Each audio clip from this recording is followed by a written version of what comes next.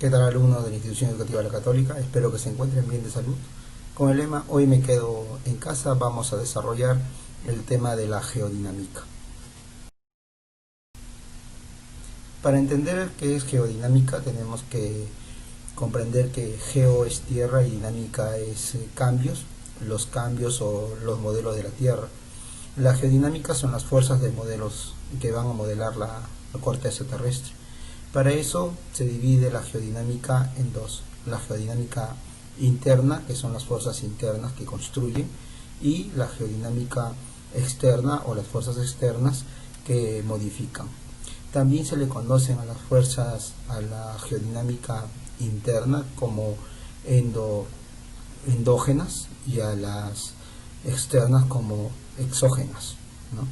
Dentro de la geodinámica interna, llamada las fuerzas internas o endógenas que construyen, se divide en el diastrofismo, y el diastrofismo a la vez también se divide en epilogenéticos y orogenéticos, transformaciones epilogenéticas y transformaciones orogenéticas. Otra de las fuerzas que construyen la Tierra es el vulcanismo, que se da de una manera extrusiva y una manera intrusiva. Otras fuerzas internas de la Tierra van a ser los sismos, ¿no? Dentro del modelo o de modelado de la corteza terrestre o de la Tierra, es la geodinámica externa o las fuerzas externas o exógenas que modifican la corteza. En este vamos a encontrar la meteorización, que puede ser física o química, la erosión y la deposición. Veamos las fuerzas internas o endógenas. Las fuerzas internas o endógenas, estas fuerzas son las que produce el interior de la Tierra y provienen de la expansión, la contracción o transformación de la materia fluida, que permite la formación de relieves a grandes alturas en algunos lugares y a la formación de grandes depresiones en otras. También se le conoce como fuerzas tectónicas o geológicas. Las fuerzas endógenas o internas se van a dividir en diastrofismo, en vulcanismo y en los sismos. ¿Qué entendemos por diastrofismo? Diastrofismo es la fuerza interna de la Tierra que da origen a los plegamientos o dislocamientos, levantamientos, movimiento de la Tierra y otras acciones que hacen que se eleven o se depriman las porciones de la corteza terrestre. El diastrofismo se debe a la isostasia o el equilibrio entre las secciones de la corteza terrestre. La epilogénesis son los movimientos diastróficos que afectan grandes áreas de los continentes. Se llaman epilogenéticos, dan lugar a las estructuras horizontales y pueden ser formadores de continentes, y los llamados orogenéticos, que son violentos, como los terremotos, pueden formar montañas y originan plegamientos y fallas.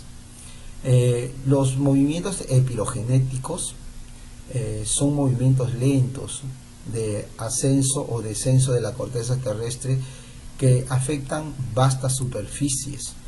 Dentro de ellos encontramos, por ejemplo, la teoría sobre el origen de los continentes, ¿no?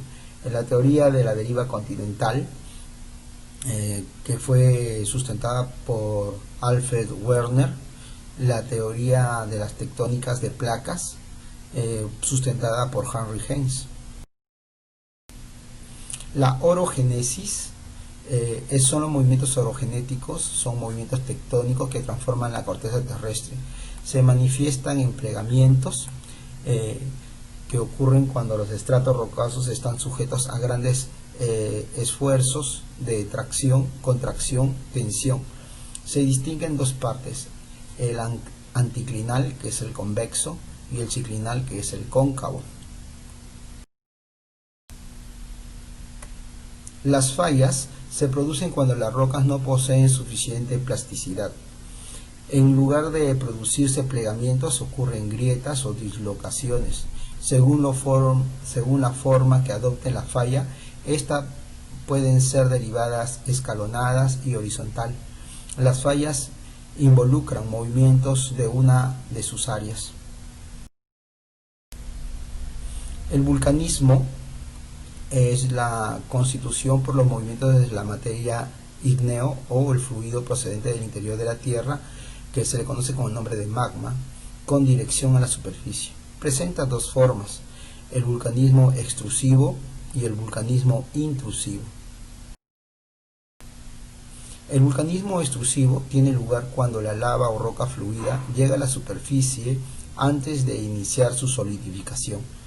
Las extrusiones ígneas se presentan casi siempre en forma explosiva o violenta, que se le conoce como las erupciones volcánicas. En todo volcán distinguimos el hogar o foco, allí se forma la lava o el magma, la chimenea, conducto por el cual se desplaza la materia desde el foco hacia la superficie, el cráter, la abertura externa por donde sale al exterior la materia arrojada por el volcán, y el cono que forman las rocas ígneas alrededor del cráter o las laderas. Las clases de volcanes que podemos encontrar son volcanes activos que se encuentran en erupción, ejemplo el Danubio, el Etna, el Sabancaya; volcanes durmientes que fueron activos en alguna vez y ahora arrojan fumarolas, ejemplo el Ubinas y el Misti; y volcanes apagados que no dan indicios de actividad, pero estos pueden ser transitorios y pueden convertirse en activos. El vulcanismo intrusivo se produce cuando la materia o fluido o magma procedente del interior de la Tierra se desplaza entre las rocas de la corteza y se solidifican antes de alcanzar o salir a la superficie. Este material llamado magma puede desplazarse en diversas direcciones a través de grietas que se presentan en las rocas. Pueden formar diques. Es el magma solidificado en las fracturas verticales de la corteza terrestre, o también batolitos, que es la solidificación que se forma horizontal entre las rocas estratificadas, sedimentarias en forma de silis, formando la base y centro de los sistemas montañosos. También se pueden encontrar los lacolitos, cuando el magma fluye entre capas de rocas sedimentarias cerca de la superficie y yace de forma de un hongo. Los mantos son delgadas capas de magma incrustadas sobre las rocas sedimentarias. Los movimientos sísmicos, que también forman parte de las fuerzas internas de la Tierra, son las vibraciones de la corteza terrestre de corta duración pero de intensidad variable. Si son débiles se llaman temblores y si son fuertes se llaman terremotos. El primer instrumento sensible a los movimientos terráqueos fue inventado en el año de 1832 por el filósofo chino Chang Hen. La escala más frecuente utilizada para medir la intensidad de las escalas sismométricas, la modificada de Mercantil, que distingue 12 grados de intensidad. Su origen de esta es la actividad volcánica y el diastrofismo, actividad volcánica. Al desplazarse el magma hace vibrar la corteza terrestre produciendo temblores o terremotos.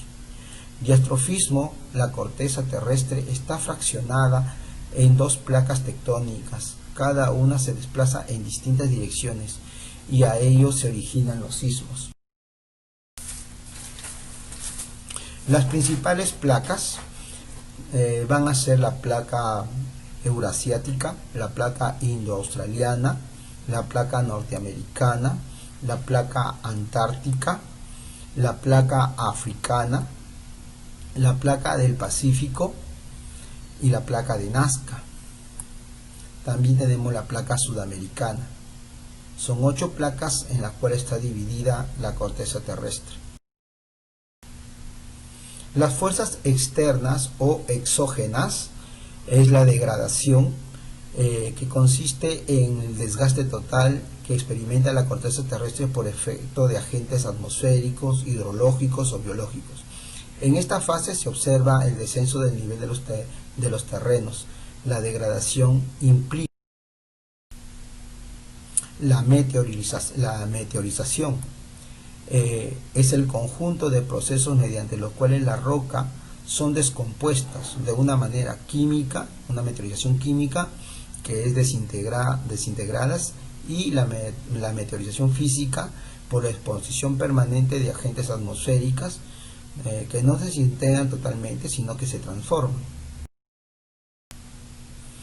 Las clases de meteorización, como les digo, está la meteorización física o disgregación, llamada también mecánica. Consiste en la desintegración de la roca madre en finas partículas, sin que varíe su composición química. Los agentes más activos de la meteorización física son la variación de las temperaturas ambientales, las heladas, salen que se cristalizan y la acción orgánica en el aire y el hombre. Gran parte de estos fenómenos tienen su origen en la energía solar y la gravedad de la Tierra. Pueden variar dentro de ello por su temperatura. Durante las horas de insolación, las rocas se calientan y se dilatan. En cambio, cuando el sol se oculta, se enfría y se contrae la roca. Este proceso repetitivo, miles de veces durante los días y las noches, determina que los minerales integrantes de las rocas se separen y caigan por su propio peso, siendo conocidos como exfoliación. Las heladas propias de las zonas de gran altitud, esto ocurre cuando las aguas se filtran por los poros de las rocas, luego al haber disminuido brusca la temperatura, terminan por congelarse. Cuando el agua se congela, tiende a aumentar su volumen, originando así que actúe como una cuña sobre las paredes de la roca, la cual terminan fragmentándose la roca. La meteorización química tiene lugar cuando el elemento químico componente de la roca entra en contacto con el agua y con los elementos químicos que conforman la atmósfera. Es conocido como proceso de descomposición, pues tiende a originar cambios en forma y estructura química de la roca. Durante este proceso ocurre un ligero aumento de volumen, así como su densidad tiende a disminuir. Los procesos de la meteorización química se denominan hidratación, oxidación, carbonatación u lixiviación o disolución. Como resultado de estos procesos, la roca se desintegra o se disuelve.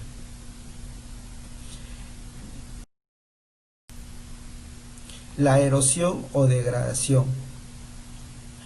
La erosión es el desgaste más acelerado por agentes constantes de los movimientos, como los vientos, los ríos, glaciares, olas, aguas subterráneas y también el hombre. La agradación es la posición de la materia erosionada en partes inferiores, lo que luego compactarán, y sucede cuando los agentes erosivos pierden la velocidad. Estas son la erosión glacial.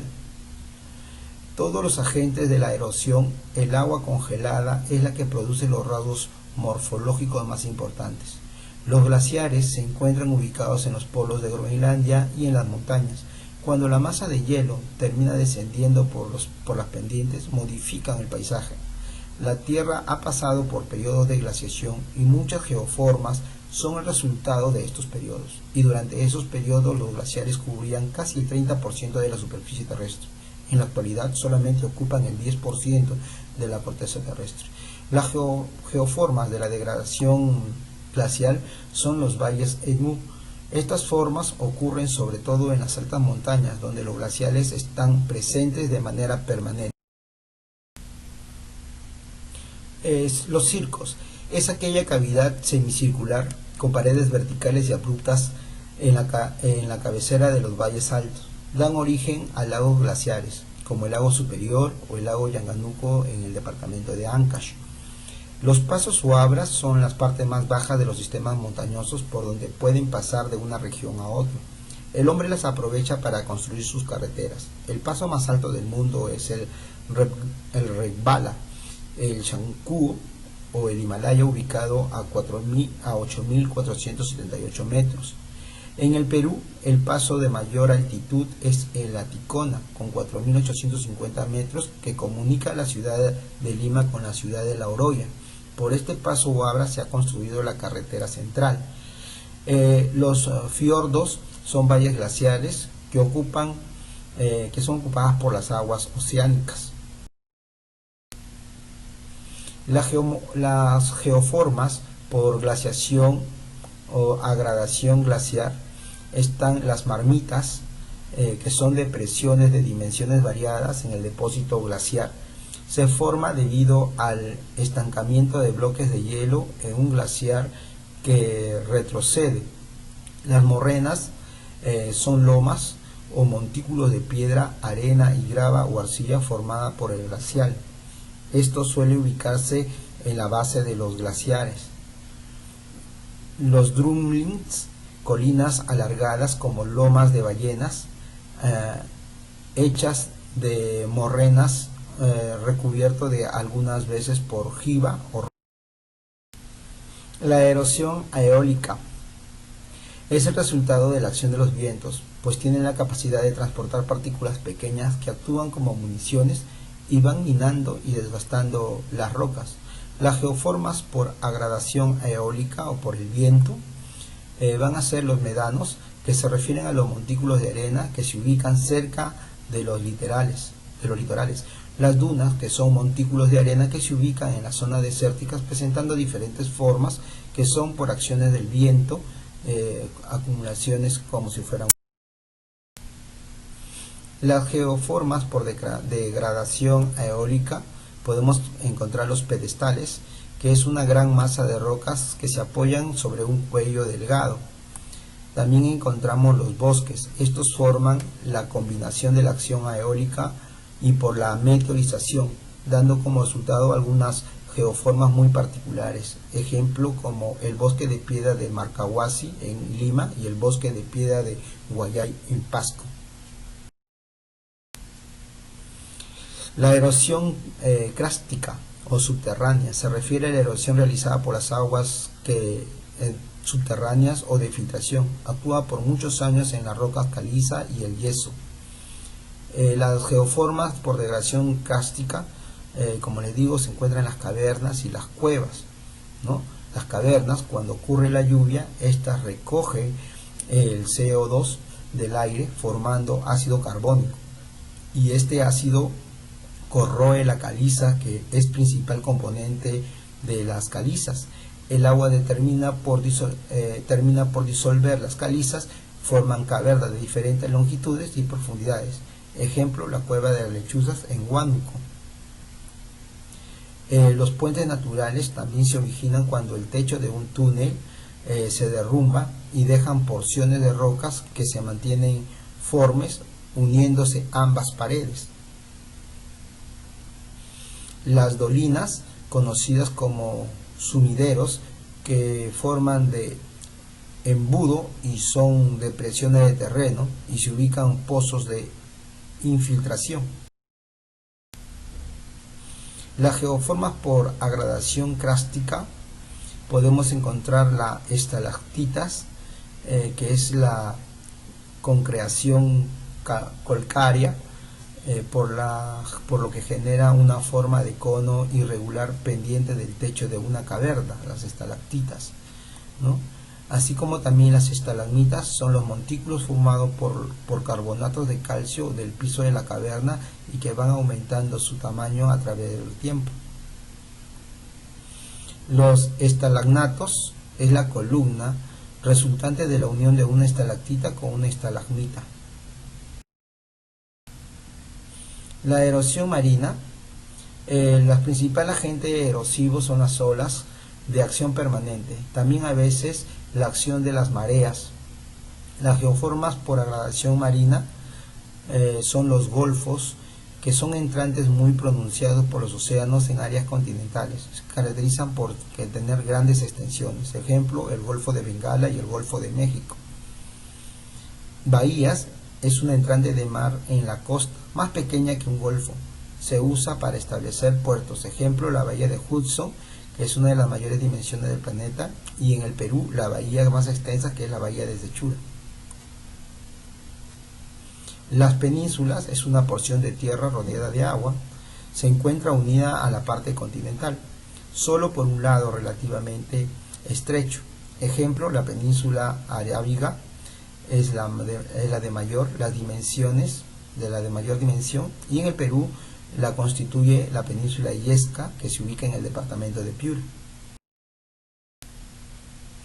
Las puntas es una lengua de tierra generalmente baja y de poca extensión, que penetra en el océano.